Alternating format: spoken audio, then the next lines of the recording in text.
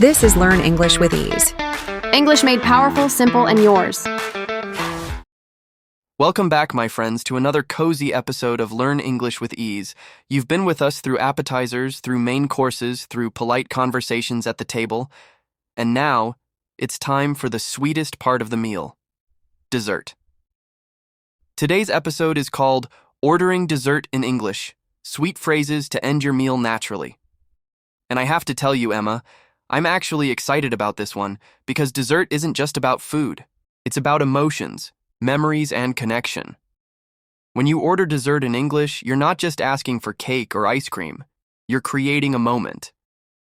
Think about birthdays, anniversaries, even a casual evening when you just want something sweet to close the meal. Dessert has a way of bringing people together, of slowing down time. And in English, the way you order it can sound awkward, or it can sound warm, natural, and charming. Today, we're going to give our listeners the words, the tone, and the confidence to make dessert ordering a natural, even delightful experience. So, Emma, what comes to your mind when I say ordering dessert? You know, Jack, for me, dessert always feels like the highlight of the night. It's the moment when everyone has eaten their main course, the table feels a little quieter, people lean back in their chairs, maybe they smile at each other, and then someone asks, "Should we get dessert?" And instantly, there's this wave of excitement. Some people pretend they're full. Some say, "Oh, I shouldn't," but maybe just a little. And others immediately light up and say, "Yes, let's check the dessert menu." Ordering dessert in English isn't just functional. It's emotional. It's playful. You'll often hear phrases like, "Do you feel like sharing something sweet?" Or, "Should we split a slice of cake?" Or even, "I'm tempted by the chocolate mousse." And our learners need to know, dessert is where English speakers often get a little dramatic, a little fun. It's not stiff or formal. It's light, sweet, like the food itself. So today, I want us to not only give them the language, but also the feeling of dessert, the warmth, the humor, and the natural rhythm of how English speakers order at this part of the meal. Exactly. And I think this is a perfect place to pause and imagine. You're sitting in a restaurant, the plates from the main course are cleared away, and the waiter or waitress comes back with that classic line, "Would you like to see the dessert menu?" Now, here's the key.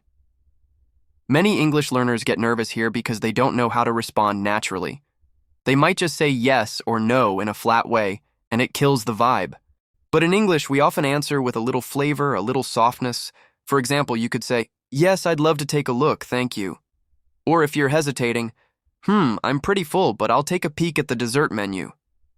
This sounds natural, playful, and human. And then, when you're choosing, don't be afraid to express feelings. You could say, "Wow, the cheesecake sounds amazing," or "I'm really tempted by the apple pie." Notice these words: amazing, tempted, sounds good, looks delicious.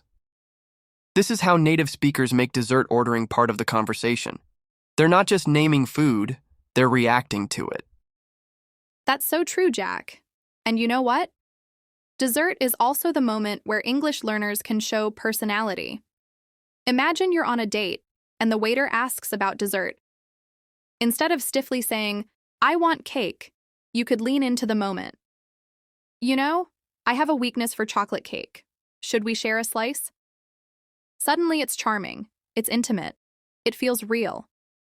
And here's another phrase that's very natural in English.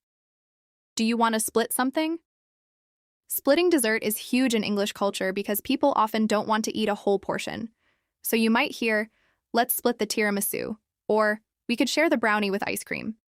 And even the way you say no to dessert can be polite but warm. Instead of just no, you might say, "I'm stuffed, but thank you. Maybe just a coffee for me." Or, "I'll pass this time, but it all looks delicious." That way, you still sound kind and natural, and you keep the friendly vibe at the table. Dessert ordering is really an art of sounding light, warm, and playful. And Emma, I love that you brought up coffee because in many English-speaking restaurants, dessert and coffee go hand in hand. Often the waiter will ask, "Any dessert or coffee for you?" And that's a golden moment for learners to practice. You can answer with phrases like, "I'll just have a cappuccino, please." Or, "Yes, could I get the cheesecake and an espresso?" Notice the rhythm, polite, smooth, and natural. And here's another tip. Sometimes dessert menus have fancy names that intimidate learners. For example, creme brulee, tiramisu, panna cotta. Don't be afraid to ask, how do you recommend the tiramisu? Or, what's the most popular dessert here? That's a brilliant trick. It buys you time, it makes you sound confident, and it turns the ordering into a friendly exchange. And you know what? Waiters love when customers ask for recommendations. It shows interest. So learners should feel free to ask questions like, is the chocolate cake very sweet? Or, would you recommend the cheesecake? These are natural, conversational, and powerful. Exactly, Jack. And dessert can also be playful with friends. Imagine you're sitting with a group of 3 or 4 people, and someone says, all right, who's saving room for dessert? That's a classic English phrase. Saving room. Then someone else might joke, I'm always saving room for dessert. These small expressions add flavor to your English. And if you're the one suggesting dessert, you could say, shall we treat ourselves? Or let's indulge a little. Notice these words: treat, indulge, craving, sweet tooth. These are dessert words that bring your English alive. If you say, I have a sweet tooth, it means you love sweet things. Or if you say, I'm craving something chocolatey, it sounds natural, emotional, human. That's what we want our listeners to pick up. Not just the menu vocabulary, but the little cultural expressions that make dessert talk fun and real. That's beautiful, Emma. And I want to say something directly to our listeners. Dessert is the perfect chance for you to practice sounding confident and warm in English. Don't overthink it. If the waiter asks, would you like dessert? You can smile and say, yes, I'd love to see the menu. If you're with friends, you can suggest, let's share something sweet. If you want coffee instead, you can say, just a latte for me, thank you. That's it. Simple, polite, natural. And here's my challenge for you. Next time you go to a restaurant, even if you're full, order a dessert or a coffee just for the practice. Use these phrases. Hear yourself saying them. Notice how waiters respond. English is not only about grammar, it's about real-life moments like this, when you make someone smile by ordering a slice of cake with confidence. And I'll add one more sweet layer to end today's episode. Dessert isn't only about food, it's about memory.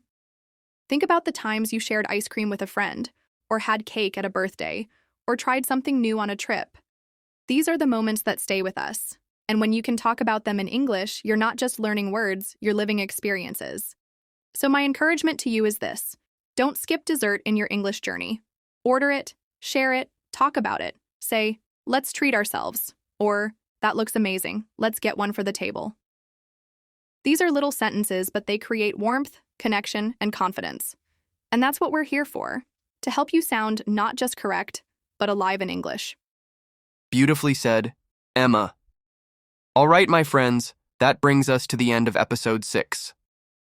Ordering dessert in English, sweet phrases to end your meal naturally. If this episode sweetened your English learning, then do us a favor. Like, subscribe, and share this with a friend who loves food and language, and leave us a comment. What's your favorite dessert, and how would you order it in English? We'd love to read your answers. Until next time, keep practicing, keep smiling, and remember, English is like dessert. It's best when you share it. Goodbye, everyone. Thank you for joining us. And don't forget, life is short, so order the dessert and speak the English with ease. See you in the next episode.